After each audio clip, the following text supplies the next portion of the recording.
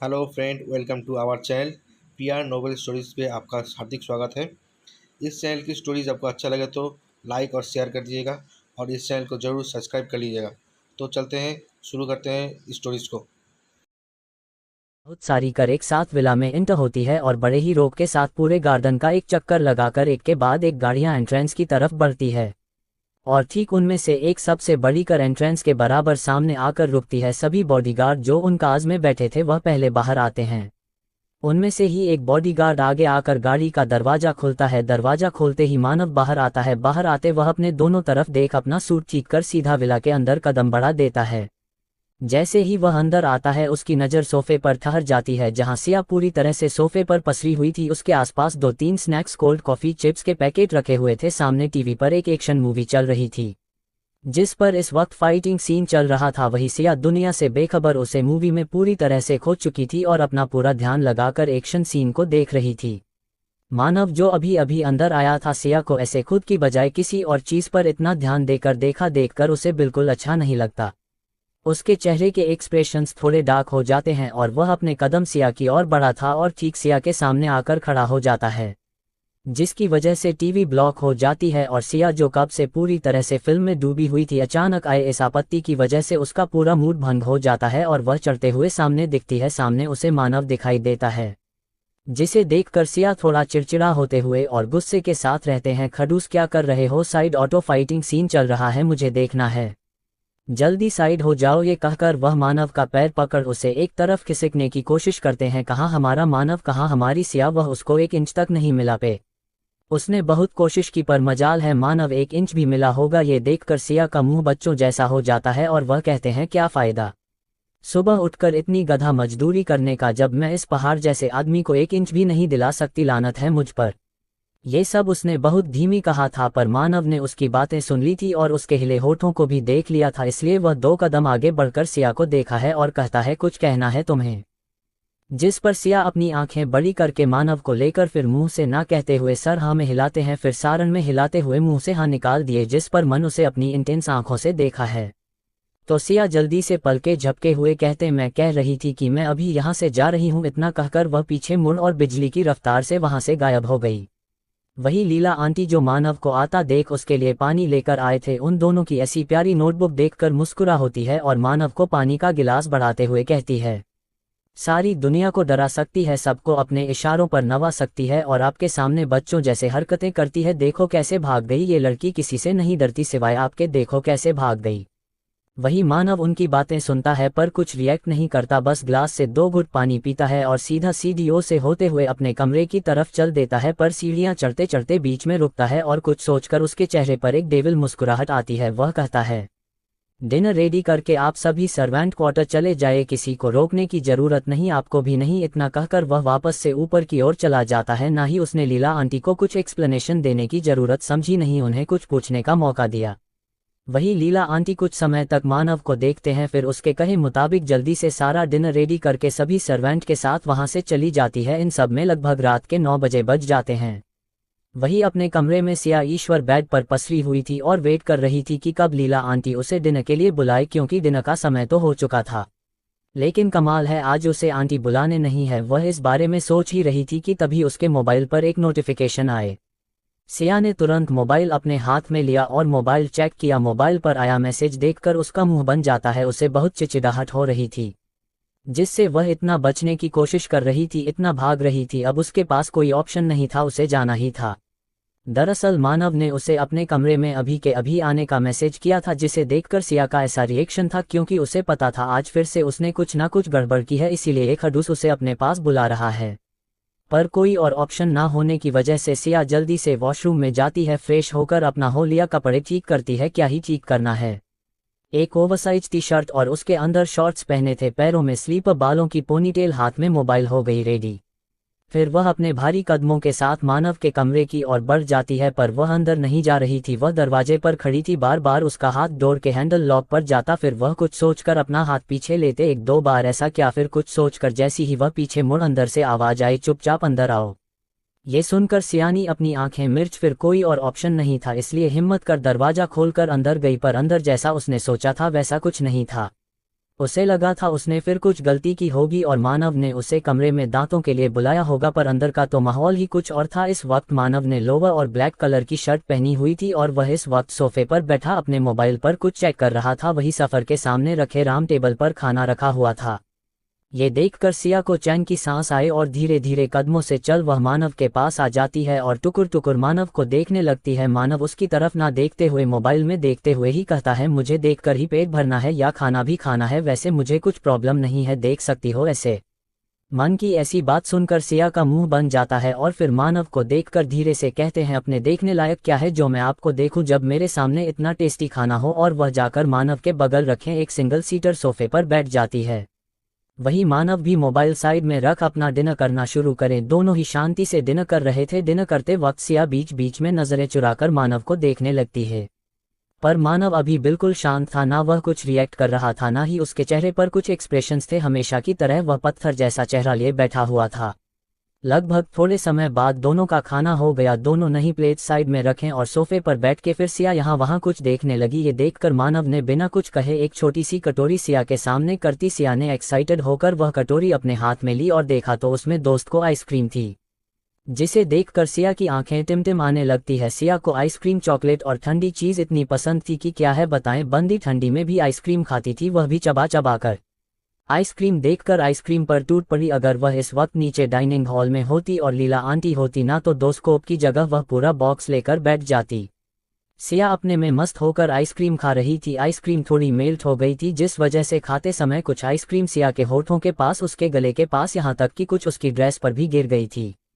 पर इन सब से बेखबर हमारी मैडम बच्चों की तरह आइसक्रीम खा रही थी। वही उसके सामने बैठा मानव अपनी इंटेंस नज़रों से सिर्फ उसे ही देख रहा था। आइसक्रीम की लास्ट बाइट लेकर सिया ने जैसे ही वो स्पून अपने मुंह के बाहर निकला, तब उसे अपने ऊपर किसी की इंटेंस नज़रें फेल होती है, और जब वह अपनी नज़रें उसे तरफ घूमती है तो देखी है कि मानव कब से उसे ही देख रहा है। ये देखकर सिया कुछ पल के लिए रुक जाते हैं, फिर उसे कुछ समझ में आता है और वह अपना क्यूट सा फेस बनाकर कहती है, सॉरी खड़ूस, मैं तुम्हें पूछा ही नहीं, सब खत्म होकर अब तुम क्या खाओगे? फिर कुछ सोचकर, नहीं तुम तो बहुत हेल्थ कॉन्शियस हो, तुम कब से ये सब खाने लगे हैं ना? दरअसल उसे थोड़ा गिल्टी फील हो रहा था कि उसने सब अकेले खत्म कर दिया और एक बार भी मानव को नहीं पूछा, इसीलिए ऐसे रीजंस दे रही थी। वही मानव जो सबसे उसे देख रहा था, जब उसकी बात सुनता है तो कहता है, नहीं मुझे भी कुछ खाना है। उसकी बात सुनकर सिया फिर बच्चों साहा मुंह बना करके, सॉरी मैं अभी तुम्हारे लिए दूसरी वाली लेकर आता हूँ। इतना बोलकर वह सोफे से उठकर एक कदम ही आगे पड़ी थी कि मानव ने जल्दी से उसका हाथ पकड़ उसे अपनी तरफ खींच लिया। ये सब इतना अचानक हुआ कि सिया को कुछ समझ नहीं है और वह सीधा मानव पर जाकर गिर गई। चैप्टर 116 सरप्राइज और सुपारी। मैडम को आइसक्रीम खत्म होने के बाद याद आया कि मानव के साथ बैठा है और उसने मानव को पूछा नहीं, इसलिए वह मानव के लिए दूसरे आइसक्रीम लाने के लिए जैसे ही उठकर वहां से जा रही थी कि तभी मानव ने उसका हाथ पकड़ा और उसे अपनी ओर खींच। ये सब इतनी अचानक हुआ कि सिया को संभालने का मौका नहीं मिला और वह सीधा मानव की गोद में जागी। इस वक्त मानव का एक हाथ सिया के कमर पर था और दूसरा उसका एक हाथ थामे हो। वही मानव सिया के ऊपर झुकी हुई थी, उसके खुले बाल दोनों का चेहरा ढक रहे थे। दोनों इतने करीब थे कि एक दूसरे की सांस आपस में घुलता हुए महसूस कर पा रहे थे। इसी एहसास की वजह से मानव को अपनी बॉडी में गर्मी बढ़ती हुई महसूस हो रही थी। उसके अंदर एक अलग फीलिंग डेवलप्ड हो रही थी जो सिया को पूरे तरह से का लेने की थी। वही सिया का भी कुछ ऐसा ही हाल था। बेचारी के तो दिल की धड़कन तेजी से बढ़ रही थी, गाल लाल हो चुके थे, पेट में तो मानव तितलियां उड़ रही थी। यह सब एहसास भी सिया के लिए नए थे, पिछले जन्म में भी और इस जन्म में भी मिलकर इसका ये पहला एक्सपीरियंस था। वह कभी किसी लड़के के इतना वह न जाने कितने ही लड़कों को जानती थी, आपस में मिलना जुलना था, पर कभी उसे ऐसी फीलिंग नहीं आई थी। सिया बस एक तक अपनी गहरी आंखों से मानव को देख रही थी। वही मानव ने उसकी कमर पकड़ अपने और करीब खींच लिया। इस वजह से अब मन के और करीब आ गई। दोनों की नाक आपस में टकरा रही थी, लबों में बस कुछ इंच का ही फासला था, जिसे मानव ने आगे बढ़कर खत्म कर दिया। और उसके ऐसा करते हैं सिया की आंखें अपने आप बंद हो गई। उसे तो अपने अंदर बिजली दौड़ते हुए महसूस हो रही थी, थोड़ी उलझन, थोड़ी घबराहट, थोड़ा सा अलग एहसास जो सिया को बहुत अच्छा फील कर रहा था। मानव ने सिया को अपनी गोद में ठीक से बैठा है, जिससे सिया के दोनों पर, मानव के अगल बगल पर सिया उसके गोद में थी और मानव पूरे फैशन के साथ सिया को किस कर रहा था। सिया को तो पहले समझ ही नहीं आया, पर यह एहसास उसे अच्छा लग रहा था और इसी एहसास के चलते उसने भी पता नहीं कब मानव के किस का रिस्पांस देना शुरू करके लगी। जब मन को और ज्यादा बेताब कर रहा था, वह उसे और ज्यादा फैशन के साथ किस कर रहा था कि क्या उसके होठों को खा रहा था। उसका बस चले तो वह पूरा का पूरा सिया को खो जाए। लगातार 20 मिनट तक किस करने के बाद जब सिया को सांस लेने में दिक्कत होने लगी, तब मानव उससे दूर होता है और अपना चेहरा सिया के गर्दन में डाल उसके गर्दन को सुनते हुए सिया की पीठ पर हाथ फिर आते हुए चलाकर उसे शांत करने की कोशिश करता है। वही सिया अपनी उगादी हुई सांसों को काबू करने की कोशिश कर रही थी। उसने भी अपना सर मानव के शोल्डर पर रख दिया और लंबी गहरी गहरी सांस लेने लगे। थोड़ी देर बाद जब सिया थोड़ी नॉर्मल हुई, तब उसे अपनी यह पोजीशन मानव के साथ किया करीबी महसूस हुई तो उसे और ज्यादा शर्म आ रही थी। साथ ही अभी जो हुआ उसके ख्याल से सिया को और ज्यादा शर्म आ रही थी, जिसकी वजह से उसका चेहरा पूरा टमाटर की तरह लाल हो चुका है। वही मानव के नज़र तो बस उसके चेहरे पर आते जाते इमोशंस पर थे। सिया को यूं शर्माता दे मानव के चेहरे पर एक टेढ़ी मुस्कुराहट आ जाती है और अपना एक हाथ आगे बढ़कर सिया के बालों को उसके कान के पीछे करते हुए बहुत धीमी पर सैडिक्टिव आवाज में कहता है, क्या होगा तुम्हारा डार्लिंग, एक किस, तुम्हारी इतनी हालत खराब हो गई। सोचो अगर हम इसे आगे बढ़ गए तुम तो मुझे थोड़ी देर में सहन नहीं कर पाओगी, बहुत कमजोर हो तुम। वही मानव की बात सुनकर सिया कंफ्यूज होकर उसे देखते हैं, पर थोड़ी देर बाद एक दो बार मानव की कही गई बातें अपने में दोहराने के बाद उसे उसका असली मतलब समझ में आता है और उसे और ज्यादा शर्म आने लगती है। इसीलिए वह मानव के सीने में अपना चेहरा छुपा लेती है और मानव के सीने पर उंगली चलाते हुए, कैसे आप हमेशा ऐसे ही करते हो, मुझे हमेशा परेशान करते हो आप, ये गलत बात है खड़ूस। उसके बाद से मानव इंटेंस आंखों के साथ उसे देखते हुए कहता है, तुम्हें पसंद नहीं है, तुम्हें अच्छा नहीं लगा। मानव के इस सवाल पर किया हड़बड़ा जाती है और इधर उधर देखने लगती है तो मानव कहता है, आंसर डार्लिंग ठीक है, आज के बाद ऐसा कभी वापस नहीं होगा। मानो कि यह बात सुनकर सिया हड़बड़ाकर उसे देखते हुए कहती, अरे नहीं नहीं, मैंने कब कहा मुझे नहीं पसंद या मुझे गंदा लगता है, आप कुछ भी क्यों बोल रहे हो। तो मानो उसकी आंखों में देखते हुए, तुमने अच्छा लगता है वह भी तो नहीं कहा। तो सिया उसकी आंखों में देखते हुए कहते हैं, पता नहीं एक ऐसा इमोशन है, मुझे नहीं पता, पर जब भी आप मेरे करीब आते हो ना, ये कहकर वह मानव का हाथ अपने सीने पर रखती है और कहती है, ये बहुत तेजी से धड़कने लगता है, बटरफ्लाई उड़ रही है ऐसा लगता है और ना एक अलग ही कशिश महसूस होती है, अलग ही जुड़ाव महसूस होता है, पर पता नहीं ये सब क्या है, कुछ समझ में नहीं आ रहा, बहुत उलझन है। आप तो सब जानते हो ना, आपको पता है ये सब क्यों हो रहा है। वही मानव बैठा जो सिया की बातें सुन रहा था, उससे सिया की बातें सुनकर अंदर ही अंदर बहुत खुशी हुई, पर उसने ये जाहिर नहीं कि वह अभी भी अपने इंटेंस गहरी काली आंखों को सिया पर गड़ी हुए थी। सिया के आखिरी सवाल पर मन उसे देखा है, वही सिया अपने जवाब का इंतजार करते हैं, उसे देखते हैं। माना उसे देखते हुए कहता, ये सब जानने के लिए शायद अभी तुम बहुत छोटी हो, मैं तुम्हें समझाऊंगा, तुम्हें प्रैक्टिकल करके बताऊंगा कि यह सब क्यों हो रहा है, किस लिए हो रहा है, ठीक है। ये सब कहते हैं उसकी बातों में एक अलग शैतान साफ समझ आ रही थी, पर सिया फिर भी कंफ्यूज से उसे कंफ्यूज देखकर अपने इस छोटे से दिमाग पर ज्यादा जोर देने की जरूरत नहीं है, कहा ना बाद में बताऊंगा, फिलहाल के लिए तुम जरा दूर रहो वरना जितना सेल्फ कंट्रोल है ना वह भी खो दूंगा, बाद में मत कहना।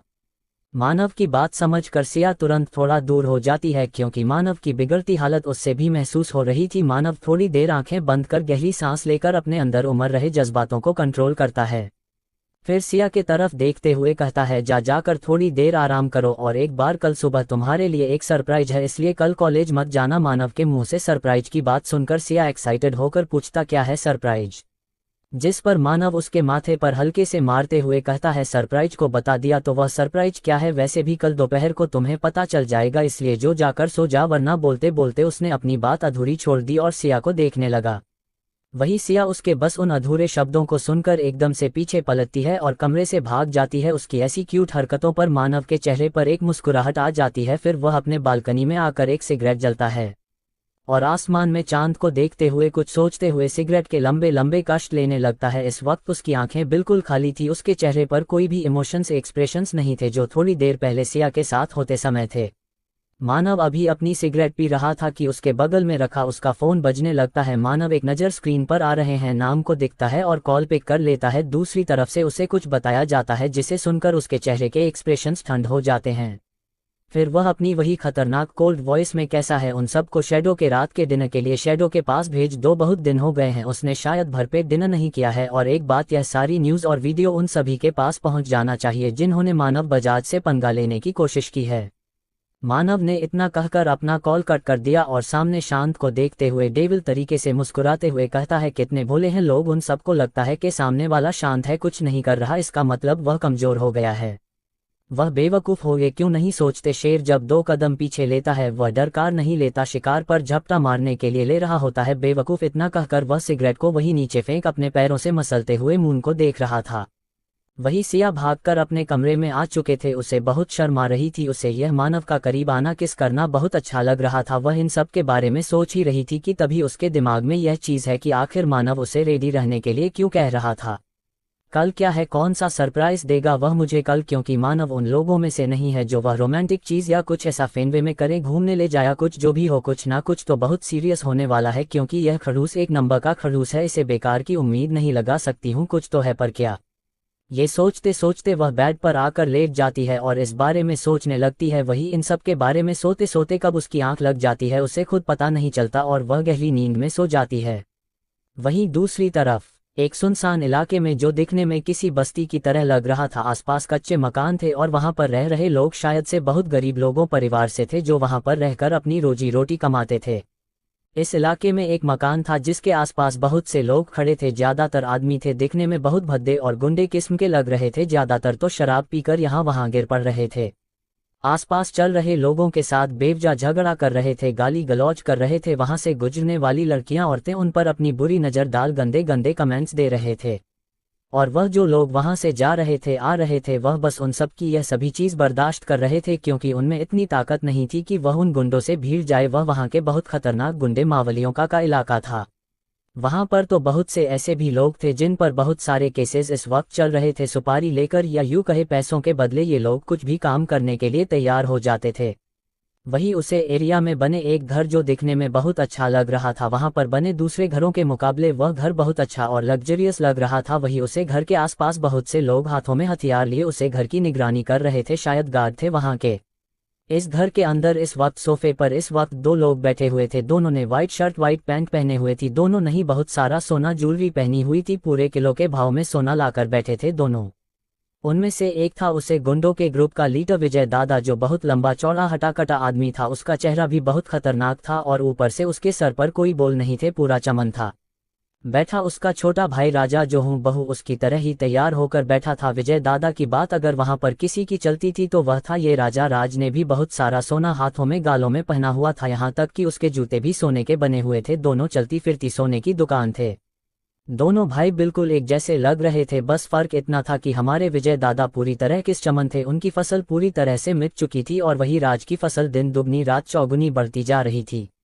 उसके बाद उसके कंधों से भी थोड़े नीचे थे, इसीलिए वह हमेशा अपने बादलों को एक अलग ढंग से बांधा करता था। वह देखने में थोड़ा बहुत अच्छा लुकिंग था, उसकी पर्सनैलिटी बॉडी भी काफ़ी अच्छी थी।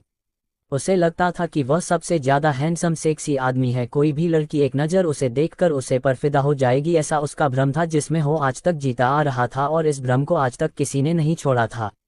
वही वह दोनों अपने सामने बैठे शख्स को भर रहे थे। राजा की नज़रें तो सामने बैठे शख्स से है नहीं रही थी, उसके आंखों में हवस और गलत इरादे साफ दिख रहे थे। पर वही सामने बैठा शख्स, मैं उसे पूरी तरह से नज़रअंदाज करते हुए सामने रखी कांच की टेबल पर एक फ़ोटो रख दी और दोनों भाइयों की तरफ देखते हुए उस शख्स ने कहा, इसे उठाना है और इसे जिंदगी भर तड़पाना है। मौत नहीं देनी, पर मौत से बदतर जिंदगी देनी है। इस तरह गायब करो कि किसी को कभी इसकी खबर भी ना मिले, जिंदा है या मर गई ये तक नहीं पता चलना चाहिए। ये कहते हुए वह बाजू में एक बड़ा सा बैग लाकर रख देता है। बैग की जिप खोल वह बैग दोनों भाइयों की ओर बढ़ा देता है। उसे बैग पूरा पूरा पैसों से भरा हुआ था, शायद उसमें लाखों रुपए थे। पैसों से भारी बैग देखकर आसपास खड़े गुंडे ललचाया नजरों से उसे बैग को देखने वालों, अगर वहां उनका लीडर बैठा नहीं होता तो शायद अब तक वह उसे बैग को छीनकर उसे में से सारा पैसा लूट लेते, पर लीडर के सामने ऐसे करना तो छोड़ो, सोचने की भी उनकी हिम्मत नहीं थी। विजय दादा के बगल में खड़ा एक आदमी विजय दादा की इशारे पर आगे बढ़कर टेबल पर रखा फोटो उठाकर विजय दादा की तरफ बढ़ा देता है। फोटो देखकर तो एक पल के लिए विजय दादा भी बैठ जाता है, क्योंकि फोटो में दिख रही लड़की थी इतनी खूबसूरत है। वही उसके बगल में बैठा राजा, जो कब से सामने बैठे शख्स को भर रहा था, वह अपनी मक्कारी और लालच भरी आवाज में कहता है, अगर तुम मेरे साथ एक रात बिताने के लिए तैयार हो जाती हो, सच कह रहा हूं, तुम्हें इतने पैसे भी खर्च करने की जरूरत नहीं, खुशी खुशी तुम्हारे लिए ये काम कर दूंगा। बताओ कैसी लगी ये दिल तुम्हें। वही अब तक आप समझ ही गए होंगे कि सामने कोई लड़की बैठी हुई थी। वह राजा की बात सुनकर अंदर ही अंदर डर जाती है, साथ ही उसके दिल में राजा के लिए गुस्सा नफरत बढ़ रही थी। उसका बस चले तो अभी की अभी राजा को यही जान से मार दे, पर ना ही उसकी इतनी हिम्मत थी ना ही ताकत, इसलिए उसने चुप रहना ही बेहतर समझा।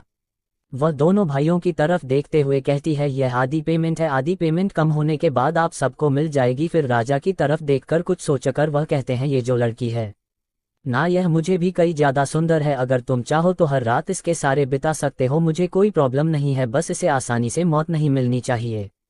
राजा जब सामने बैठ शख्स की बात सुनता है तो उसकी आंखें चमक उठती है और वह जल्दी से अपने भाई के हाथ से फोटो लेकर देखने लगता है, और जैसे ही फोटो देखा है उसका दिल वही रुक जाता है। वह अपने सीने पर हाथ फिर आते हुए हवास भरी नजरों से फोटो को देखते हुए कहता है, क्या नाम है इस बाला का? जिस पर सामने बैठा शख्स कहता है, सिया।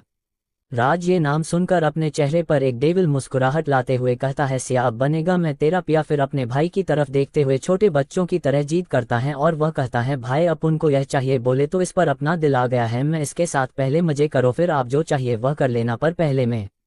वही उसकी बात सुनकर विजय दादा उसे घूरता है, फिर कहता है, ठीक है छोटे। उन दोनों की बात सुन सामने बैठी शख्स मुस्कुरा देती है और फिर कहते हैं, तो फिर अगली मुलाकात काम पूरा होने पर। यह कहकर वह उठकर वहां से निकल जाती है। वैसे अपने कमरे में उसके और मानव के बीच हुए मोमेंट्स के बारे में सोचती है, खुश हो जाती है, उसे ये सब बहुत अच्छा लगता है। उसके बाद वह सरप्राइज के बारे में सोते हुए कब नींद की आगोश में चली जाती है, उसे पता ही नहीं चलता। उसे तो ये भी नहीं पता चला कि कोई अनजान शख्स ने उसे बर्बाद कर देने की, उसकी जिंदगी जीते जी नर्क बनाने की सुपारी दे दी है। ये भी कहाँ पता था, पर यह हो चुका था। दिल्ली के मशहूर गुंडों क्रोशिया की सुपारी देकर वह शख्स वहां से चला जाता है। जाते वक्त उसे शख्स ने सिया के बारे में हर जानकारी उसे दे दी थी, जिस वजह से सब ने सिया को किडनैप करने की प्लाटिंग पूरी तैयार के साथ करने की शुरुआत कर दी। वहीं रावण मैंशन में नक्श बहुत देर से अपने कमरे में यहाँ वहाँ घूम रहा था। उसके चेहरे पर बेचैनी, घबराहट, सांप दिखाई दे रहे थे। ऐसा लग रहा था जैसे कोई चीज़ या कोई बात उसे परेशान कर रही है और उसे इसका सॉल्यूशन नहीं मिल रहा। आखिरकार वह हर मनकर अपने कमरे से बाहर आता है और सीधा अपने बड़े भाई के कमरे की तरफ बढ़ जाता है। वही राम के कमरे में इस वक्त अधिक और राम बैठे हुए थे और किस बारे में बात कर रहे थे, तभी अचानक दरवाजा खोल सीधा अंदर आता है। दोनों को देखकर वह बिना कुछ सोच उन दोनों के बीच में आकर बैठ जाता है। उसके चेहरे पर वह चिंता देख दोनों पूछ बैठे हैं, क्या हुआ, कुछ प्रॉब्लम है? जिस पर नक्श तो यही बात का इंतजार कर रहा था कब कोई उसे इस बारे में पूछे, तो उसने बोलना शुरू कर दिया, हाँ भाई मैं बहुत ज्यादा परेशान हूँ, क्या आपको लगता है वह मुझे माफ करेगी? जिस पर अधिक कहता है, वह कौन और किस लिए माफ करना है तुम्हें, किसको? जिस पर लक्ष्मी बनाते हुए कहत है, भाई आप ज्यादा, आपको पता है मैं किस बारे में बात करूं, मैं सिया के बारे में बात कर रहा हूं। क्या आपको लगता है वह मुझे माफ करेगी? मैं अब तो उसके साथ बहुत बड़ा बिहेव किया है, मुझे समझ नहीं आ रहा कि किस तरह उसे फेस करूंगा। इतना सब कुछ करने के बाद, उसे इतना कुछ सुनने के बाद। फिर अपनी जगह से खड़ा होकर यहाँ वहाँ घूमते हुए आप दोनों ने तो थोड़े समय बाद उसके साथ अच्छे से बर्ताव करना शुरू कर दिया था। अधिक भाई तो उसके साथ दोस्ती भी कर रहे थे और राम भाई ने उसके साथ कभी कुछ गलत नहीं किया। उस दिन के बाद और मैं गधा, इतना कुछ हो जाने के बाद भी हमेशा उसके साथ कितना गलत करता रहा हूँ, बात तक ढंग से नहीं की आज तक मैंने उसके साथ, हमेशा उसे झगड़ता हूँ, उसको हर बात में दांतों का सुनने का बहाना ढूंढता हूँ। कितनी बार तो उसे रागिनी के कहने पर उसे नीचा दिखाया है, बहुत बुरा किया है उसके साथ, मुझे नहीं लगता वह कभी मुझे माफ करेगी। उसकी बात सुनकर अधिक उसके कंधे पर हाथ रखकर कहता है, वह तो हमें भी नहीं पता तुम, क्या वह हमें भी कभी माफ करेगी या नहीं, पर माफी मांगना हमारा काम है। माफ करना है या नहीं वह सिया के डिसीजन है, उसको हम कुछ नहीं कर सकते, यह इसके लिए प्रेशर भी नहीं कर सकते कि वह हमें माफ करें। पर हम अपनी हरकतों से, अपनी प्यार से उसे मनाएंगे, उसकी माफ़ी मांगेंगे। अब माफ़ नहीं करेगी तो क्या हुआ, थोड़े समय बाद माफ़ करेगी, हम हार नहीं मानेंगे, आखिर में है तो हमारी बहन। और पिछले समय जब मैं उसके साथ थोड़ा बहुत समय बिताया था, तब इतना तो पता चल गया था कि वह ज़्यादा समय तक किसी अपने से दूर नहीं रहती, ना ही नाराज रहती है। अब नाराज है तो उसकी नाराजगी दूर करेंगे, उसे मनाएंगे, नहीं मानेगी तो फिर से मानेंगे, तब तक मानेंगे जब तक वह मन नहीं जानी। फिर कहता है, इतनी सी तो प्यारी बहन है हमारी, वह भी इकलौती, इतना तो करना पड़ेगा ना उसके लिए। उसकी बात सुनकर नक्श पूरी तरह से एकदम ऐसे जोश में आ जाता है और वह कहता है, हाँ भाई आप बिल्कुल सही करें, मैं तब तक सिया से माफ़ी मांगूंगा जब तक वह मुझे माफ़ ना कर दे। अगर उसने मुझे माफ़ नहीं किया ना तो मैं उसका नौकर बन जाऊंगा, उसका ड्राइवर बन जाऊंगा, उसका होमवर्क कर दूंगा, उसका सारा काम करूंगा, उसका बॉडीगार्ड बन जाऊंगा, तब तक उसके पीछे लग जाऊंगा जब तक वह मुझे माफ़ नहीं करती और मुझे भाई नहीं कहते। आपको पता है मुझे ना, वह जब यहाँ आई थी ना तब भाई का कर बुलाती थी, पर रागिनी को बुरा ना लगे ना, इसलिए मैं सिया को बहुत डांट कर कह दिया था कि मैं उसका भाई नहीं हूँ और कभी मुझे भाई मत कहना। पर भी वह मुझे हमेशा भाई का कर बुलाती थी और इसके लिए मैंने उसे कितना डांटा, और अब देखो उसी के मुंह से भाई सुनने के लिए अब तरस रहा हूँ। तो पीछे से राम कहता है, हम सब की भी वही हालत है ना। एक समय था जब वह हम सब से प्यार अपनापन पाने के लिए तड़पती थी, आगे पीछे करती थी, तब हम उसे खुद से दूर कर देते थे, उसे झलक देते थे, उसे कहते थे कि उसका हमारा कोई रिश्ता नहीं। और अब देखो इस कर्म कहते हैं, अब सिया हमारी जगह और हम सिया की जगह है। अब हम तरस गए हैं उसके मुंह से खुद के लिए, भाई सुनने के लिए, उसके चेहरे पर वह मुस्कुराहट, आंखों में वह अपनापन और प्यार देखने के लिए। तभी पीछे से अधिक आता है और कहता है, भाई हम सुबह सिया से मिलने तो चाहेंगे, पर हम उसे कहेंगे क्या? क्या उसे हमारी बात सच लगेगी कि उसके साथ जो कुछ भी है उसके बारे में सच में कुछ आइडिया नहीं था। हमें तो हमेशा यही लगता था कि सिया को बहुत अच्छी तरीके से अस्पताल में ट्रीटमेंट मिल रहा है और वह वहाँ ठीक है, इसलिए हमने उसके बारे में जानने की भी सहमत नहीं होता, और उसके साथ इतना कुछ हो चुका है। वह इन सब से इतना ज़्यादा इफेक्ट हो गई कि उसने अपने इमोशंस ही खो दिए। वह तो भला हो मिस्टर बजाज का जिन्होंने उसे बचा लिया, वरना जिस तरह से रागिनी ने अपनी प्लानिंग की थी, मुझे तो डर है अगर वैसा चलता रहता तो हम कभी सिया को मिल भी पाते, देख भी पाते, और हमें कभी इस बारे में सच पता चलता। नक्श आदि की बात सुन राम की तरफ देखकर अपना अगला सवाल पूछता है, भाई सोच भी लिया कि हमने सिया को सब सच बता दिया, क्या वह हम पर विश्वास करेगी? क्योंकि जब वह हमें सच्चाई बता रही थी तब हमने भी तो उसे पर विश्वास नहीं किया था। जब उसे जरूरत थी तब तो हम नहीं थे, तो क्या अब वह अपनाएंगे हमें? कर पाएंगे हम पर भरोसा? राम दोनों को देखकर थोड़ा रिग्रेटफुल आवाज में कहता है, मुझे वह कुछ नहीं पता, माफ करना ना करना उसका डिसीजन है, पर अपनी गलतियों के लिए मैं जरूर माफी मांगूंगा, उसे सारी सच्चाई कल में बताऊंगा, उसके बाद जो होगा देखा जाएगा। वही श्रीमती राव के कमरे में वह लगातार अपने फोन पर रागिनी को कॉल ट्राई करते हुए यहाँ वहाँ टहल रही थी, पर रागिनी का फोन स्विच ऑफ आ रहा था, जिस वजह से उन्हें बहुत घबराहट हो रही थी और चिंता भी हो रही थी। उन्हें समझ ही नहीं आ रहा था कि रागिनी गई तो गई कहाँ, क्योंकि रागिनी को निकालने के बाद जब सब अपने अपने कमरे में चले गए तब वह सबके जाने की बात सबसे चुप कर नीचे आई थी, ताकि रागिनी को कुछ पैसे देकर अच्छे से होटल में जाने के लिए कह दे। पर रागिनी वहां नहीं थी। उन्हें बहुत देर तक रागिनी को यहाँ वहां ढूंढा, पर वह वहां नहीं मिला, इसलिए कमरे में आकर वह लगातार रागिनी को मैसेज और कॉल कर रही थी, पर रागिनी का फोन इस वक्त स्विच ऑफ ही आ रहा था। इस वजह से उन्हें बहुत ज्यादा टेंशन होती है। अगले दिन मानव ने बताएं समय के आधे घंटे पहले ही मिस्टर ओल्ड ड्राइवर और तीनों भाई मानव के विला के सामने खड़े थे। गॉड्स को पहले ही इस बारे में इन्फॉर्म कर दिया था, इसीलिए ज्यादातर उन्हें नहीं रोका गया। कर जैसे ही अंदर आती है वह में एंट्रेंस के सामने रुक जाती है। सबसे पहले राम अधिक और नक्श बाहर आते हैं, फिर राम आगे बढ़कर दादाजी की तरफ के दरवाजे को खोल हाथ बढ़ाकर दादाजी को बाहर आने में मदद करता है।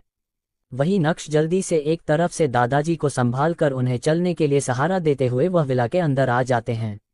विला के अंदर इस वक्त सभी नौकर अपना काम कर रहे थे। जब वह देखते हैं कि गेस्ट आए हैं तो सबसे पहले वह उन्हें सुख पर बैठने के लिए कहते हैं, पानी देते हैं, और एक नौकर इस बारे में मानव को बताने के लिए उसके स्टडी रूम की तरफ चला जाता है। वह चारों सोफे पर बैठे आसपास देख रहे थे, उन सब की वह बेताब नजरें किसी को ढूंढ रही थी। तभी सीढ़ियों से किसी की पैरों की आवाज आती है और सबका ध्यान उसे तरफ चला जाता है जहां इस वक्त मानव नीचे आता हुआ दिखाई दे रहा था। इस वक्त मानव ने ब्लैक कलर की शर्ट, ब्लैक कलर की पैंट पहनी हुई थी। घर पर वह बहुत कैजुअल लुक में था। उसके बोल हल्के से मैसेज थे, पर उतने भी नहीं। हमेशा की तरह हाथ में वॉच, चेहरे पर कोई एक्सप्रेशंस नहीं। शर्ट उसके बॉडी के लिए बिल्कुल परफेक्ट थी, जिस वजह से उसकी वह मस्कुलर फिट बॉडी साफ देखी जा सकती थी। साथ ही उसने आगे के 2 बटन खुला रखे हुए थे, जिस वजह से उसका वह मस्कुलर चेस्ट साफ दिख रहा था। मानव की वह नीली गहरी आंखें इस वक्त बहुत खतरनाक लग रही थी उसका, और अभी बहुत डेंजरस था। उसको देखकर ही किसी के पसीने छूट जाए। मानव धीरे धीरे सीढ़ियों से उतरते हुए नीचे आता है और जाकर सिंगल सीटर सोफा जो सिर्फ उसका था, जहां पर किसी को बैठने की इजाजत नहीं थी, यहां तक कि सर्वेंट को तो उसे छूने की भी इजाजत नहीं थी, स्पेशली लेडीज सर्वेंट को। सिया एक एक्सेप्शन थी इन सब के लिए। मानव सोफे पर आकर बैठ एक पैर पर दूसरा पर चढ़कर सामने चारों की तरफ देखा है। वही दादाजी उसे देखकर हल्के से कहते हैं, हेलो मिस्टर बजाज।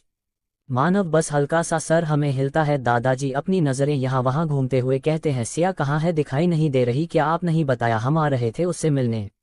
उनकी बात सुनकर मन के चेहरे पर एक डेविल मुस्कुराहट आती है और फिर वह अपनी कोल्ड वॉइस में कहता है, इतनी भी क्या जल्दी है मिस्टर राव, थोड़ा इंतजार कीजिए। मानव बाजार जबान का पक्का है, आती ही होगी थोड़ी देर में मेरी डार्लिंग, तब तक आप मुझसे ही बात कर लीजिए। विस्पर राम कहता है, मिस्टर बजाज हमें सिया से एक बहुत जरूरी चीज को लेकर बात करनी है और यह सिर्फ सिया के सामने ही हो सकता है, तो क्या आप उसे बुला सकते हैं? वैसे इन सब के लिए हमने आपने जो भी शर्त बताई थी वह भी तो मान लिया ना, फिर यह सब। जिस पर मन उसे बीच में ही रोकते हुए उसकी तरफ अपनी नजरें घूमर हल्के से मुस्कुराते हुए कहता है, मैं कुछ नहीं बोलना फ्यूचर हेड, पर बात ऐसी है कि जब तक मुझे आप ये चीज़ एक्सप्लेन नहीं करते कि आप एग्जैक्टली किस चीज़ के बारे में बात करने के लिए आए हैं, तब तक आप उससे नहीं मिल सकते।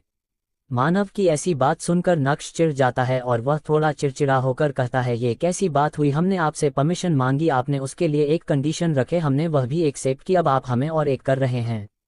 आप क्यों बात को बढ़ा रहे हैं, हमें सिया से मिलना है, हम आपको क्यों एक्सप्लेन करें, हम सिया के सामने इस बारे में बात करेंगे ना, आप सिया को बुला दीजिए।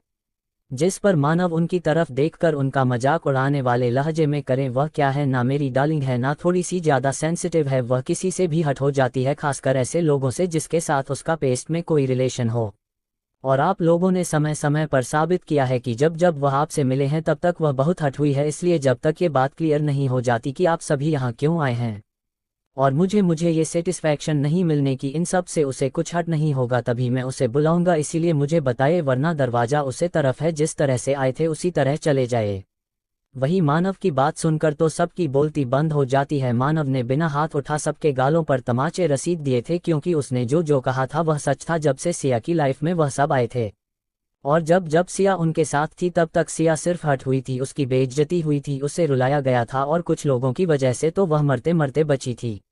दादाजी भी सिचुएशन समझते हैं, इसलिए अपना गला साफ करते हुए बोलने की शुरुआत करते हैं और अब तक जो हुआ और उनके सामने जो सच्चाई है वह सब मानव के सामने अच्छे से एक्सप्लेन करते हैं। माँ और बिना किसी इमोशन के बस एक तक उन्हें देख रहा था।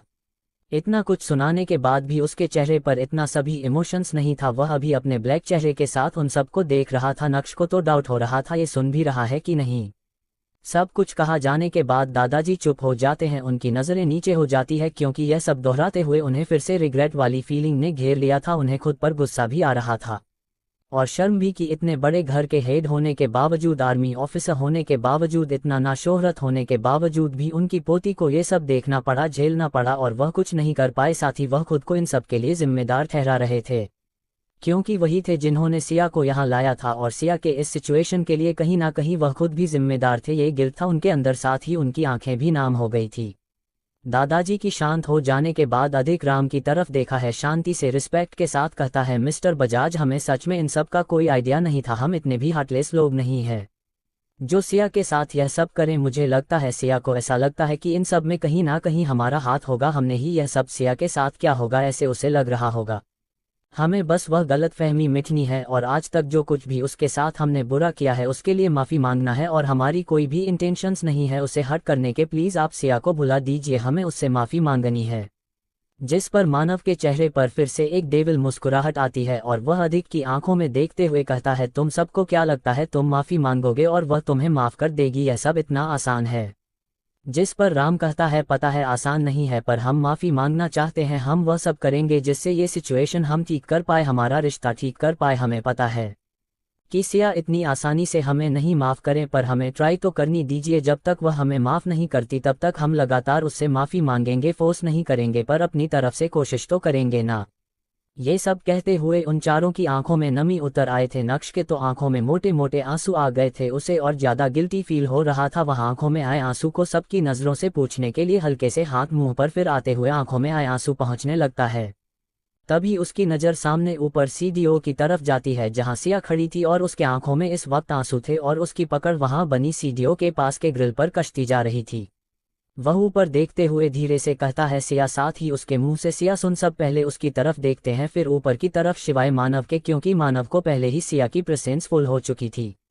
सभी आंखों में नमी लिए सिया की तरफ देख रहे थे, सबके चेहरे पर रिग्रेट, गिल्ट वाली इमोशंस थे। वही सिया भी बिना किसी इमोशंस के एक तक सामने देख रही थी।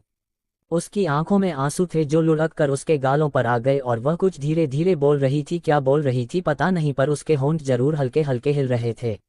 दादाजी सिया की तरफ देखकर होली से कहते हैं, सिया मेरी बच्ची, मुझे माफ़ कर दो, इस बूढ़े से गलती हो गई, मुझे माफ़ कर दो। वही सिया अचानक से तेज कदमों के साथ सीढ़ियों से नीचे भागकर आ रही थी, उसके पैरों की आवाज़ पूरे विला में गूंज रही थी।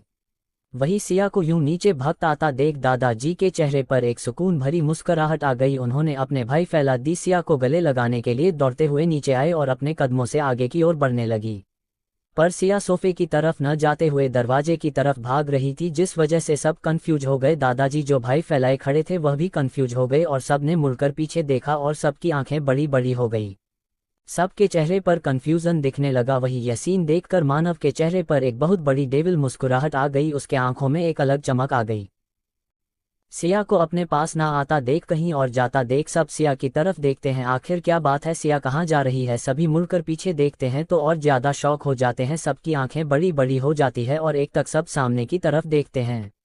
जहां सिया गई थी वही सामने 5 लोग खड़े थे। उनमें से एक कपल था जिनकी उम्र लगभग 50-60 होगी। दोनों दिखाने से पति पत्नी लग रहे थे। वही उनके साथ एक 23-24 साल की लड़की और 2 अच्छे खासे हैंडसम गुड लुकिंग लड़की जिनकी उम्र तकरीबन 26 से 28 साल हो, दिखने में बहुत ज्यादा गुड लुकिंग थे। तो आप सबको ही जानना होगा कि आखिर ऐसा कौन आया कि सबको इग्नोर करके सिया उनकी तरफ क्यों भाई। दरअसल ये सिया के अनाथ आश्रम से एक फैमिली थी जिनके साथ सिया ने लगभग अपनी यहाँ आने की पहले जिंदगी साथ बिताई थी। सिया का परिवार था ये। सिया उन सबको देखकर बहुत ज्यादा इमोशनल हो गई थी। उसे बहुत गिल्टी फील हो रहा था क्योंकि पिछली जिंदगी और इस जिंदगी में भी बस खून के रिश्तों की चाहत में उसने अपनी इतनी खूबसूरत रिश्ते परिवार छोड़ दिए थे। उसने अपने उसे सो कॉल्ड फैमिली के लिए इन लोगों को जिन्होंने अपने हाथों से खिलाया, चलना सिखाया, बोलना सिखाया, पहला अक्षर लिखाए, सिया के लिए सब कुछ किया। और रसिया ने जब असली परिवार मिला इस खुशी में इन सबको छोड़कर यहाँ आ गई। पिछली जिंदगी में भी जब सिया आश्रम से दिल्ली यहाँ राज परिवार के पास आए तब उसके बाद वह कभी अपने आश्रम के किसी भी सदस्य के साथ कांटेक्ट नहीं कर पाए, ना ही उनसे मिलने गई। दरअसल यहाँ आकर सबका अपने लिए ऐसा प्रताप देखकर सिया को बहुत ज्यादा दुख होता था, हट होती थी, पर उन सबसे ज्यादा उसके दिल में एक खेल था और इसी गढ़ के चलते उसने अपने इस प्यार से परिवार को कभी कांटेक्ट नहीं किया। वह हमेशा सोचती थी जिस लालच के चलते वह यहाँ आए उन सबको दुख देखकर अब किस हक से अपने इस मुश्किल घड़ी में उन सब के पास है, ये तो सरासर बेशर्मी हुई ना। इसलिए वह पिछले जिंदगी में कभी लौट कर ना ही आना था आश्रम गई, ना ही किसी से बात की। इस जिंदगी में भी उसके अंदर डर था, वह डर रही थी इन सब के सामने जाने से। उसे लगा था वह सब उससे नाराज होंगे, उससे बात नहीं करेंगे या तो उसे भूल चुके होंगे, पर उन सबको सामने देखकर वह अपने इमोशंस को कंट्रोल नहीं कर पाए। और जैसा उसने सोचा था वैसा कुछ नहीं था। उन सब ने बारे फैलाकर उसे अपना लिया, सीने से लगा लिया, उसे पर प्यार बरसाया। इस वक्त उन पांचों में भी बहुत सिंपल से कपड़े पहने हुए थे और भाई सिया भाग कर जाकर वहां खड़ी उसे बुजुर्ग औरत को गले लगा लेती है और उन्हें गले लगाकर रोते हुए कहती माई माई। वह इतना बोलकर जोर जोर से रोने लगती है। वही वह बूढ़ी औरत भी सिया को और कस के गले लगाकर रोने लगती है। माहौल बहुत इमोशनल था। वहां खड़े सभी के चेहरे पर अलग अलग एक्सप्रेशंस थे। किसी के कंफ्यूजन वाले एक्सप्रेशंस थे, किसी के सरप्राइज वाले थे, किसी के चालाकी भर थे तो किसी के प्यार भरे थे, किसी की आंखों में लंबा इंतजार देख रहा था, प्यार देख रहा था, अपनापन देख रहा था। सिचुएशन बहुत अलग हो गया था। तभी उसे औरत के बगल में खड़े उसे उम्र दराज आदमी ने सिया के सर पर हाथ रखते हुए बड़े ही प्यार से पर नाराजगी जताते हुए कहा, सिर्फ अपनी में से मिलोगी, हमसे नहीं मिलना तुम्हें। वही उसे आदमी की बात सुनकर उनकी तरफ देखकर मुस्कुराती है, फिर में से थोड़ा अलग होकर उसे बूढ़े आदमी के गले लगाकर उन्हें कहते हैं, ऐसे कैसे अबा, मैं आपको कैसे भूल सकती हूँ, आप तो मेरे सब कुछ हो। सिया के माए और आब ने मिलकर उसे गले लगा लिया। कोई भी ये देखा तो साफ पता चल गया कि उनके बीच कितना गहरा रिश्ता है, कितना प्यार है, अपनापन है। यूं ही थोड़ी देर गले लगाकर वह खड़े रहे। आबा की आंखें भी नाम थे। उन तीनों को यूं अपने आप में लगा देख उनके साथ आए तीनों पहले खुश होते हैं पर वक्त बीतने के साथ उनका मुंह थोड़ा चिड़चिड़ा हो जाता है, साथ ही परेशान भी, क्योंकि सिया लगातार रो रही थी। उसकी आंखें ना चेहरा पूरा लाल हो चुका था।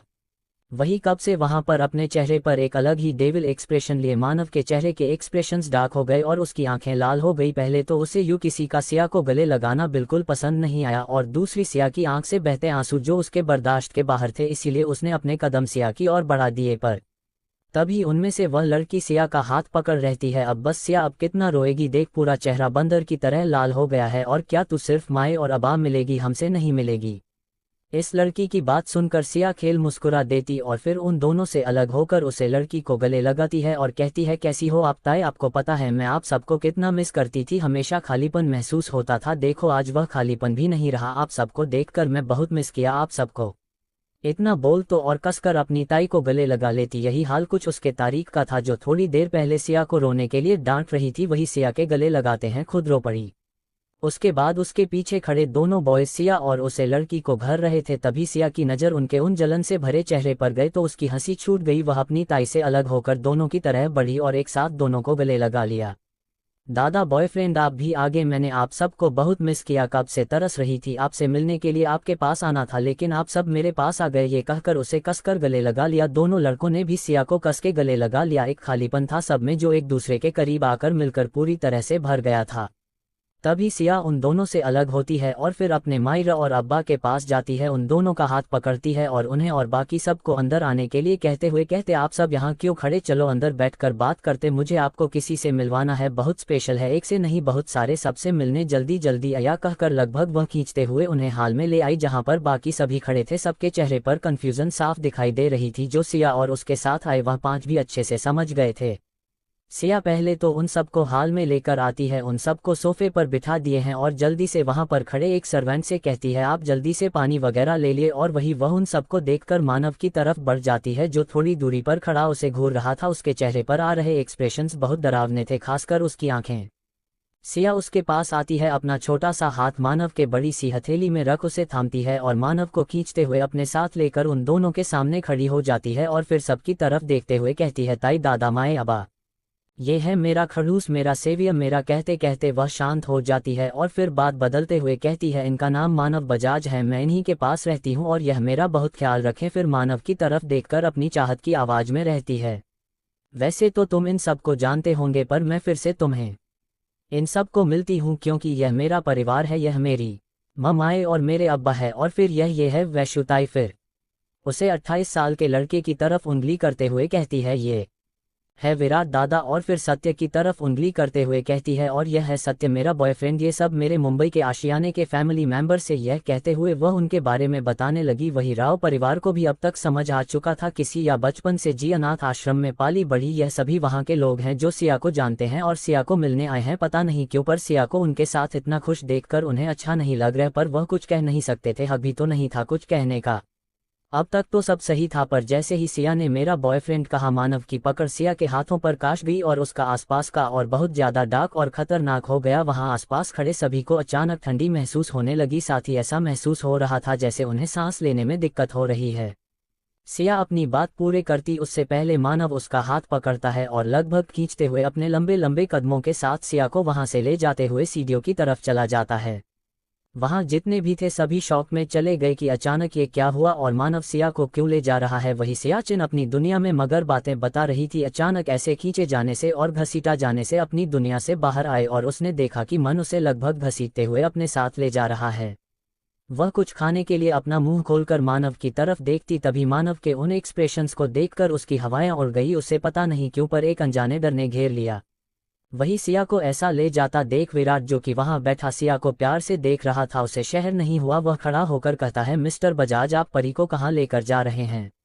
वह इतना कहकर आगे बढ़ ही रहे थे, सिया जल्दी से सिचुएशन समझ के और फिर पीछे मुड़कर रहती है, अरे दादा चिंता मत करो, बस कुछ अर्जेंट काम है, आप सभी आपस में बातें कीजिए, हम बस थोड़ी देर में आते हैं, चिंता की कोई जरूरत नहीं है, आप बैठो बैठो, ऊपर मत आना। विराट को इसलिए रोका क्योंकि उसे पता था अगर गलती से भी विराट ने मानव को ऑफेंड कर दिया तो पता नहीं ये खड़ूस उसके साथ क्या कर दे, इसीलिए वह नकली मुस्कान लिए सबकी तरफ मुस्कुराती है और मानव के पीछे पीछे किसी कटी पतंग की तरह चली जाती है।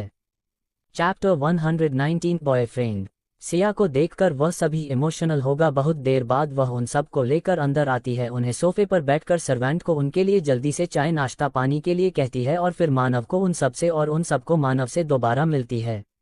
पर तभी उनमें से एक जिसका नाम सत्य था, सिया उसे बॉयफ्रेंड बुलाती है, जिसे सुनकर मानव गुस्से में पागल हो जाता है, उसकी आंखें लाल हो जाती है, उसके चेहरे के एक्सप्रेशंस बहुत खतरनाक हो जाते हैं और इसीलिए बिना किसी के कुछ कहे बिना किसी पर ध्यान दे वह सिया को लगभग घसीटते हुए अपने साथ वहां से ले जाने लगता है, जिसे देखकर सब हैरान परेशान हो जाते हैं और उसकी तरफ बढ़ने लगते हैं। सिया को मानव के गुस्से का अंदाजा लग गया था, पर उसके पीछे की वजह नहीं पता। जब उसने देखा कि सब उसकी तरफ है तो उसने कुछ बहाना बनाकर उन सबको रोक लिया और मानव के साथ मानव के पीछे पीछे वह चली गई। भाई हाल में इस वक्त मुंबई से आए सभी और राव परिवार बैठे हुए थे। दादाजी को अब्बा जानते थे, पहचानते थे, इसीलिए दोनों ने एक दूसरे को देखकर नमस्ते का तो दादाजी ने भी हाथ जोड़ चेहरे पर मुस्कुराहट लाकर उन्हें नमस्ते कहा। राम अधिक अर्नाक्ष अभी भी कंफ्यूज एक्सप्रेशंस के साथ कभी दादाजी को तो कभी सामने बैठे सभी को देखते हैं। दादाजी उन सब की उलझन समझ जाते हैं और कहते हैं तुम सब इन्हें नहीं जानते होंगे, मैं तुम सबको इसे मिलवाता हूँ। ये है मिस्टर गिरधर, यह आशिया अनाथ आश्रम के कर्ताधर्ता है, वह उन्हीं का आश्रम है और हमारी सिया वहाँ पाली बढ़ी है। इन्होंने सिया का ख्याल रखा है, उससे प्यार दिया है, परिवार दिया है। श्री गिरधर 6.2 फीट की हाइट, उम्र लगभग 60 साल, चेहरे पर हाथों पर झुर्रियां आ चुकी थी, फिर भी चेहरे पर एक अलग रौनक थी। उन्होंने बहुत सिंपल सा कुर्ता और धोते पहने हुई थी। उनकी थोड़ी लंबी घनी दाढ़ी और मुझे थी जिनमें सफ़ेद बाल ज़्यादा थे, माथे पर कुमकुम का बड़ा सा तिलक। उनका व्यक्तित्व बहुत प्रभावशाली था, वह किसी समंदर की तरह थे, शांत और गहर।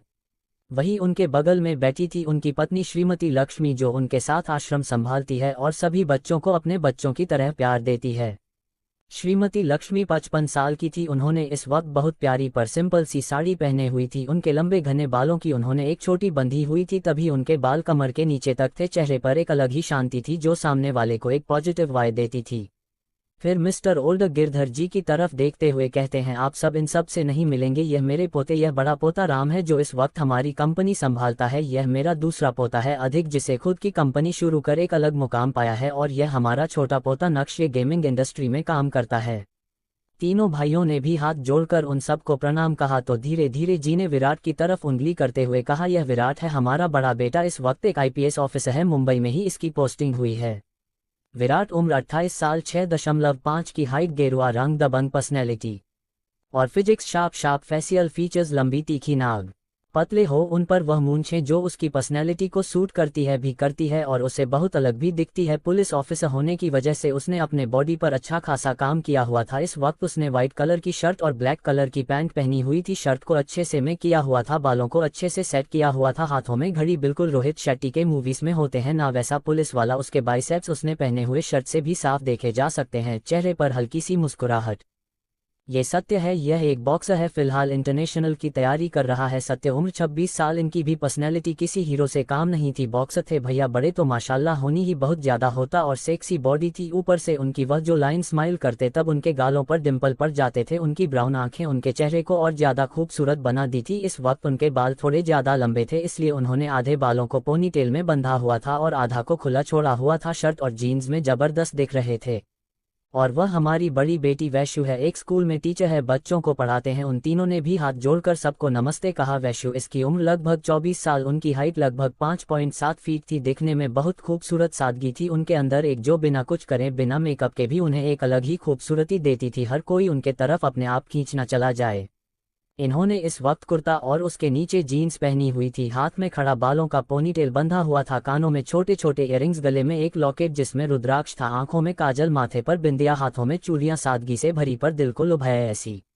जब से वह वहां आई थी उन्हें खुद पर किसी की नज़रें काफ़ी देर से महसूस हो रही थी, इसलिए वैशु ने नज़रें उठाकर उसे तरफ देखा तो वहां उसकी नज़रें राम की नज़रों से जान ली। कुछ देर वह एक दूसरे के आंखों में देखते हैं, फिर अपनी नज़रें एक दूसरे से अफेयर लेते हैं और यहाँ वहां देखने लगते हैं। वहीं दूसरी तरफ मानव सिया को खींचते हुए अपने कमरे में ले आया और प्रणाम के आवाज के साथ दरवाजा बंद कर दरवाजे से ही सिया को सद दिया और रसिया को लगभग अपनी बॉडी और दरवाजे के बीच में दबाते हुए इस तरह खड़ा रहा। इस वक्त वह दोनों इतनी नजदीक थे कि दोनों के बीच से हवा जाने तक की जगह नहीं थी। सिया का चेहरा मानव के सीने से लगा क्योंकि उसकी हाइट कितनी थी। मानव के एक हाथ में अभी सिया की कलाई पड़ी हुई थी और वह दूसरा हाथ सिया के कमर पर रख उसे पर अपनी पकड़ करते हुए अपनी डरावनी आवाज में कहता है, तुम्हारी हिम्मत कैसे हुई? उसे अपना कहते कहते उसने सिया के होठों से अपने होठों को जोड़ लिया और उसे बहुत रोली किस करने लगा कि क्या उसके फोटो को चबा रहा था। ऐसा लग रहा था उसका सिया को पूरी तरह से निगलने का प्लान है। भाई सिया को अचानक हुए इस अटैक से कुछ समझ ही नहीं आ रहा था कि आखिर ऐसा क्या हुआ जो यह माना इस तरह से बर्ताव कर रहा है। वह कुछ बोलते उससे पहले उसने उसे किस करना शुरू कर दिया। इस केस में ना ही प्यार था नहीं कुछ सॉफ्टनेस थी, था तो बस गुस्सा जो बढ़ते पाल के साथ और ज्यादा बढ़ रहा था और यह सिया अपने होठों पर साफ महसूस कर पा रही थी। सिया को फिलहाल कुछ समझ नहीं आया पर उसे यह बात अच्छे से पता थी कि कुछ भी करके मानव का गुस्सा उसे शांत करना होगा, इसीलिए उसने अपने हाथों को ऊपर उठकर मानव के गले के चारों तरफ लपेट लिया और अपने हाथ उसके बालों में फेरने लगी। हाइट कम होने की वजह से सिया ने बहुत मेहनत मशक्कत करके मानव के पैरों पर अपने पैर रख दिए, तब जाकर उसे थोड़ी हाइट मिली और उसने मानव के बालों में अपने हाथ धीरे धीरे घूमने शुरू कर दिए। और इसी का नतीजा था उसके इस जीवन से धीरे धीरे मानव का गुस्सा तो काम हुआ पर उसने किस करना नहीं छोड़ा। वह भी सिया को किस कर रहा था पर अब हाशिया को बीते नहीं कर रहा था, जिस वजह से सिया को दर्द से राहत मिली पर उसे अपने होठों पर एक अलग जलन महसूस हो रही थी। इस किसी की वजह से मानव किस करते हुए अब धीरे धीरे देखने लगा था। उसका हाथ जो सिया के कमर को थामे हुआ था अब उसके कमर और पेट पर फेरने लगा था और कलाई थाना हुए हाथ में सिया के गले को पकड़ वहां अपना हाथ फेरना शुरू कर दिया था। मानव की इस हरकत से सिया चहक उठी। उसके रोम रोम में कट फैल रहा हूं ऐसा एहसास सिया को हो रहा था। धीरे धीरे मानव का हाथ कमर से ऊपर की तरफ जाने लगा। इसे समझ सिया ने तुरंत अपने एक हाथ से मानव के उसे हाथ को रोक लिया। तो मानव ने अपनी आंखें खोल उसकी आंखों में देखा तो सिया ने भी अपनी गहरी काली आंखें टिमटिमाते हुए उससे रिक्वेस्ट की, प्लीज यह मत करो। मन भी ऐसे तो किसी चीज पर या बात पर नहीं पिघलता था, पर यहाँ वह पिघल गया और उसने सिया की बात मान फिर से अपना हाथ उसकी कमर पर रख दिया।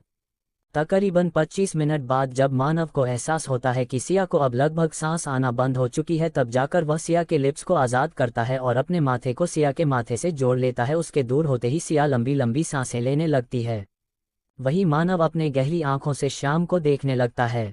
अपनी सांसें काबू में आने के बाद उसने मानव की तरफ देखा और फिर अपना हाथ बढ़ाकर अपने होठों को छुआ तो उसकी एक आह निकल के उसके होठ सूज चुके थे और लाल पड़ चुके थे। उन पर थोड़ा थोड़ा मन के दांतों के निशान भी थे। यह महसूस करके और देखकर सिया गुस्से से मानव को घूरने लगी, पर सामने खड़े मानव को इससे थोड़ा सा भी फर्क नहीं पड़ा। वह भी एक तक सिया को देख रहा था। तो सिया ही बोल, पर यह क्या किया आपने मेरे लिप्स? बताएं आपको कितना दर्द हो रहा है? क्यों किया? अपने आप तो ऐसा नहीं करते थे ना, फिर यह सब? और आपके अंदर कौन सी आत्मा आ गई थी जो मुझे इस तरह खींच के यहाँ लाइन ये सब करना था आपको, इसलिए लेकर आया। अगर यही बात है ना, खड़ूस में बोल रही हूँ मैं, बहुत बड़ा वाला गुस्सा हो जाऊंगी। सिया के इन बातों से मानव को बिल्कुल फर्क नहीं पड़ा। वह अभी घर कर सिया को देख रहा था। उसको अपनी तरफ क्यों घूरता देख पता नहीं क्यों, पर सिया को लग रहा था कि उसने कुछ तो बड़ी गलती की है। पता नहीं क्यों पर बेवजह है उससे सॉरी फील होने लगा था। उसके अंदर वह सॉरी वाली फीलिंग आने लगी थी और उसको इसके पीछे का रीजन भी नहीं पता था। उसने अपने उन फीलिंग्स को कंट्रोल किया और मानव की तरफ देखते हुए कहते हैं, अब आप बताओगे आपको क्या हुआ? अचानक कितना गुस्से में मुझे यहाँ क्यों लेकर है? ऐसा भी क्या हुआ? मैं सबसे मिल रही थी, इतने समय बाद बात कर रही थी। आपने सोचा है वह सब क्या सोच रहे होंगे? मानव सिया की आंखों में देखते हुए सरहद लहजे में कहता है, आई डोंट केयर उन्हें क्या लगता है और क्या नहीं। और फिर सिया के चेहरे को अपने हाथ में पकड़ उसे मजबूती से थमते हुए कहता है, और डोंट यू डरे, अगर फिर एक बार तुमने ऊंची आवाज में मुझसे बात की तो इसकी जो भी सजा होगी तुम सह नहीं कर पाओगे, इसलिए अपनी आवाज को काबू में रखो। मन की ऐसी बात सुनकर सिया तो पहले डर जाती है, पर फिर वह गुस्से में रहते हैं। आवाज ऊंची करके नाम बोलो तो क्या करूं? आप बेवजह मुझे यूं सबके सामने खींचते वाहन लेकर आए और बेवजह मुझ पर गुस्सा कर रहे हो और मुझे कह रहे हो। ये कहकर वह गुस्से से दरवाजा खोल जाने ही मारे थे कि मानव ने फिर एक बार दरवाजा बंद कर दिया और सिया को दरवाजे से सटे हुए ही कहा, तुम्हें नहीं पता तुम्हें क्या किया? तुम्हें तुम्हारी गलती नहीं पता? जिस पर सियाना में सर हिलाती है तो मानव कहता है, ठीक है मैं बताता हूँ। इतना बोलकर वह फिर से सिया के चेहरे को अपने हाथ में था उसे मजबूती से पढ़ते हुए कहता है, तुमने उसे बॉयफ्रेंड क्यों कहा? और सिया ने फ्लो में बोल दिया, क्योंकि वह बॉयफ्रेंड है इसलिए उसे बॉयफ्रेंड बोल, लवर थोड़ी ना बोलूंगी। जिस पर मानव उसकी आंखों में देखा है और कहता है, तुम मेरे सिवा किसी और को उसे तरह से नहीं बुला सकती, किसी को भी नहीं। फिर सिया की आंखों में देखते हुए अपने जुनूनियत भारी आवाज में कहता है, तुम्हें पता है जब भी कोई तुम्हारे करीब आता है तुम्हें छोटा है, किसी और की वजह से तुम्हारे चेहरे पर मुस्कुराहट आती है, बिल्कुल पसंद नहीं, मन करता है अभी के अभी उसे इंसान के टुकड़े टुकड़े कर दो। मानव का ऐसा जवाब सुनकर सिया डरने लगी थी। उसे अपने अंदर एक कब कभी महसूस होने लगेगी। मानव सिया के साथ इतना अच्छे से प्यार से रहता था, उसके सामने शायद ही कभी वह ज्यादा गुस्सा करता है, और वह जो गुस्सा करता था वह बस उसके लिए होता था, उसकी केयर के लिए होता था, उसकी वजह से। पर यह सब सिर्फ सिया के सामने था। ऐसा कह सकते हैं कि मानव सिया के सामने चेहरे पर एक मुखौटा लगाकर आता था, जहां वह सिया की नजरों में ना ही खुद को बुरा साबित करना चाहता था ना ही कुछ गलत। पर अगर सिया का एक पुनर्जना नहीं होता तो शायद उसे सच में मानव का ये रूप उसका असली पर्सनैलिटी लगता, पर ऐसा नहीं था। इसलिए सिया को अच्छे से पता था कि मानव कितना खतरनाक है। मानव ने एक तक सिया के आंखों में देखना जारी रखा, इसीलिए सिया अपने ख्यालों से बाहर आती है और मानव की आंखों में वह में देखते हुए कहते, आपको इतना बुरा क्यों लग रहा है कि मैं सत्य को बॉयफ्रेंड कहा? जब सिया ने मानव से यह सवाल किया तो मानव गुस्से में उसकी आंखों में देखते हुए उसके कमर पर अपनी पकड़ करते हुए दांत पीसते हुए कहता है, मुझे बिल्कुल अच्छा नहीं लगता। ऐसा लगता है अभी के अभी जो और उसे इंसान का नाम और निशान मिटा दो जो हमारे बीच में आ रहा है। जैसे जैसे सिंह मानव की बातें सुन रही थी वैसे वैसे उसके दिल की धड़कन तेज हो रही थी। उसके दिल में कहीं ना कहीं ये बात आ रही थी कि मन शायद उससे प्यार करता है, वह भी करती थी, पर उसे खुद इस बात का उतना एहसास नहीं था। पर फिर भी उसे मानव के मुंह से कुछ ऐसे सुनने की उम्मीद थी, इसलिए वह और ज्यादा मानव को छेड़ते हुए कहते हैं, इसीलिए तो खड़ूस में पूछ रही हूँ, आखिर ऐसा क्यों? क्यों तुम्हें बुरा लगता है? क्यों तुम्हें गुस्सा आता है? वैसे भी क्या ही रिश्ता है हमारा? तुम मेरे सीवा हो, मेरे गार्जियन हो, टीचर हो। और कैसे कहते हैं, वह बीच में ही अपनी बात बदल लेती है और कहते हैं अब मैं बस कुछ समय में 19 की हो जाऊंगी, फिर मैं यहाँ से चली जाऊंगी वापस महाराष्ट्र। भाई माना उसकी बात गौर से सुन रहा था और जब सिया ने और कहा ना, उसकी नजरें सिया पर और ज्यादा इंटेंस हो गई। पर सिया की दूसरी बात सुनकर उसका गुस्सा लिमिट तक पहुंच गया था। उसकी पकड़ सिया पर और ज्यादा फंस गई थी। सिया को दर्द हो रहा था पर उसने चेहरे पर नहीं आने दिया। ऐसा कभी नहीं होगा, तुम कभी मुझसे दूर नहीं जाओगी, यह बात अपने दिमाग में अच्छे से डाल दो। ना ही तुम किसी और के पास जाओगे ना ही दूर जाओगे, समझी? क्योंकि मैं तुमसे कहते कहते मानव एकदम चुप हो गया। मानव का जवाब सुनकर सिया मन ही मन खुश हो रही थी कि उसने जैसा सोचा था वैसा ही हो रहा है। मानव उससे कुछ कहने वाला है पर मना ने उसे नहले पर दहला दे दिया और उसने भी अपनी बात बीच में ही अधूरी छोड़ दी। इसीलिए सिया बेसब्री से कह दिया, तुम मुझसे क्या करो? सपना, बात पूरी करो, मुझे समझ नहीं आ रहा है तो किस बारे में बात कर रहे हो, बताओ मुझे पूरी बात। भाई उसकी इतनी बेसब्री देखकर मानव के फोटो के कौन है ऊपर उठ जाते हैं। वह अपना एक हाथ उठाकर सिया की गालों पर रख अंगूठे से उसका चेहरा चलता है, फिर अपने अंगूठे से उसकी लिप्स को रख करते हुए कहता है, तुम्हें ये जानने की जरूरत नहीं है, तुम बस इतना याद रखना कि अगर तुमने आगे से उसे लड़के को अपना बॉयफ्रेंड कहा या किसी और लड़के के नजदीक गई तो मुझसे बुरा कोई नहीं होगा। अब तक इसलिए बर्दाश्त कर रहा था क्योंकि नाम के ही सही पर भाई थे, परिवार था, लेकिन किसी और को मैं बिल्कुल दरवाजा नहीं करूंगा। और तुम्हें लगता है कि यह बस बातें हैं तो सच में करके देखो, उसके बाद तुम मेरा ऐसा साइड देखोगी जो तुमने कभी सपने में भी नहीं सोचा होगा। जी मानव 50 से पूरी दुनिया करती है, उससे मुलाकात होगी तुम्हारी, इसीलिए डोंट क्रॉस द लिमिट। इतना कहकर वह सिया को वही छोड़ कमरे के बाहर चला जाता है। वही नीचे हाल में श्री ओल्ड राव और गिरधर जी आपस में बात कर रहे थे। इन्हीं बातों में श्री ओल्ड राव उन्हें सिया के साथ अब तक क्या हुआ है इस बारे में बताएं। ये भी बताएं कि वह यहाँ सिया से माफी मांगने के लिए आए हैं। वहीं उनकी सारी बातें सुनकर गिरधर जी और उनके साथ आए सभी, उनकी पत्नी विराट, सत्य और वैशु तीनों गुस्सा हो जाते हैं। उन्हें राव परिवार पर बहुत गुस्सा भी आ रहा था, साथ सिया के लिए बुरा लग रहा था, साथ ही उन्हें सिया के लिए भी गिल्टी फील हो रहा था कि काश उन्होंने सिया की जिंदगी का इतना बड़ा डिसीजन लेने से पहले एक और बार सोचा होता तो आज उसे इन सब से गुजरा नहीं पड़ता।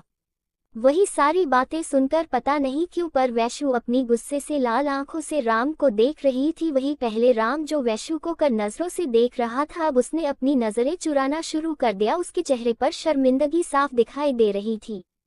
तभी सीढ़ियों से नीचे आते हुए उन्हें सिया देखी तो सबने बात करना बंद कर दिया। सिया जाकर अपने माए और अब्बा के पास बैठकर फिर उसे याद आया कि राव परिवार वहां आया था, इसलिए उसने दादाजी की तरफ देखते हुए इस बारे में पूछा। दादाजी तो इसीलिए यहाँ आए थे। इसीलिए उन्होंने सिया को अपने पास बुलाया और उसके सामने हाथ जोड़कर उसे माफी मांगने लगे।